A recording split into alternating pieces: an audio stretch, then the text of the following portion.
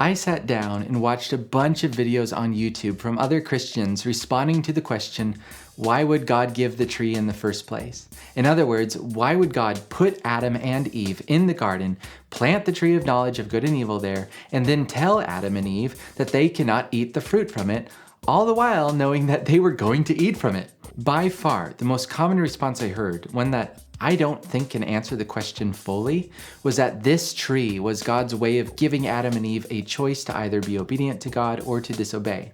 That's kind of all that there is to it. The argument goes that God created the tree, and from that comes a commandment to not eat the fruit, and this opens up the opportunity for Adam and Eve to obey or disobey, in turn opening up the possibility of free will to choose God or reject God. You'll hear this response all the time from Christian apologists when they are asked the question, and I mean no disrespect here, but I'm here thinking, wait a minute, if Adam and Eve never had the tree, wouldn't they still have the free will to simply cut off their relationship with God?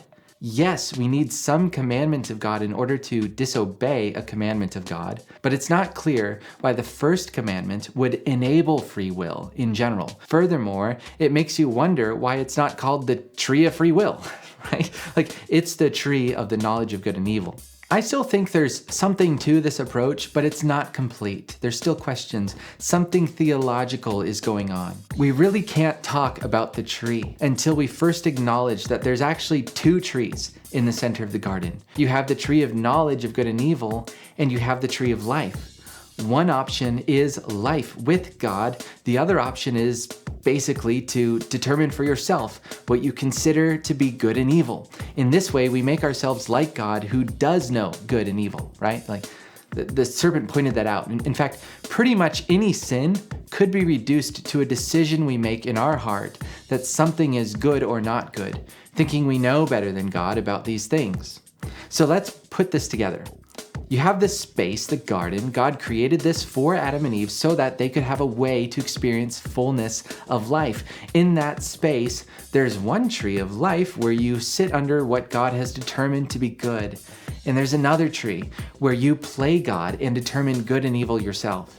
Evidently, the ability to make a choice of that particular sort is part of what it means to live in the fullness of all that God has created us for. That's why God put that tree there in the garden and called it good. See, I have found in my own life that when I choose to trust God over my own judgment, that trusting itself brings me joy and it leads to life. A time is coming when there will be only one tree. In Revelation 21 and 22, Jesus returns with God's heavenly city. In that city, we are reintroduced to the tree of life. And although we won't have the same kind of choice making in God's heavenly city, we will be able to look back and say, yes, that is what I chose. I chose to be obedient to God by trusting in Jesus as my Savior. I chose life. So there you go. Thanks for watching, and I'll see you in the next video.